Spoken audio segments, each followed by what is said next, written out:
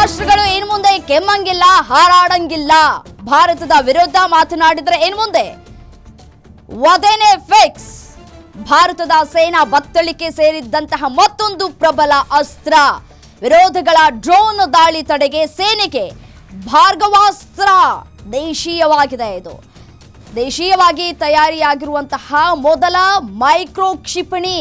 ಒಡಿಶಾದ ಸಮುದ್ರ ತೀರದಲ್ಲಿ ಭಾರ್ಗವಾಸ್ತ್ರ ಕ್ಷಿಪಣಿಯ ಪರೀಕ್ಷೆಯಾಗಿದೆ. ಒಂದೇ ಬಾರಿಗೆ 64 ಗುರಿಗಳನ್ನ ಹೊಡೆದು ಉರುಳಿಸಲಿರುವಂತಹ ಕ್ಷಿಪಣಿ ಇದು. ಜಸ್ಟ್ 16 ಸೆಕೆಂಡ್ಗಳಲ್ಲಿ ಶತ್ರು ಡ್ರೋನ್ಗಳನ್ನ ಗುರುತಿಸುವಂತಹ ಸಾಮರ್ಥ್ಯವನ್ನ ಹೊಂದಿದೆ ಭಾರ್ಗವಾಸ್ತ್ರ. ಇದು ಸ್ವದೇಶಿ, ಇದು ಇಂಡಿಯಾ ಮೇಡ್, ನಮ್ಮದೇ ಇದು.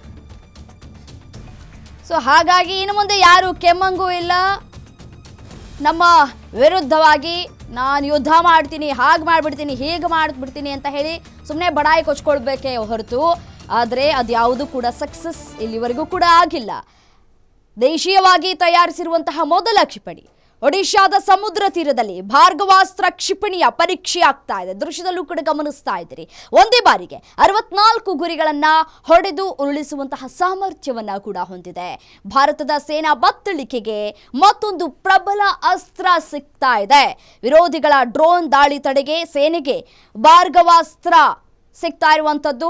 ದೇಶೀಯವಾಗಿ ತಯಾರು ಮಾಡಲಾಗಿರುವಂತಹ ಮೊದಲ ಮೈಕ್ರೋ ಕ್ಷಿಪಣಿ ಇದಾಗಿದೆ.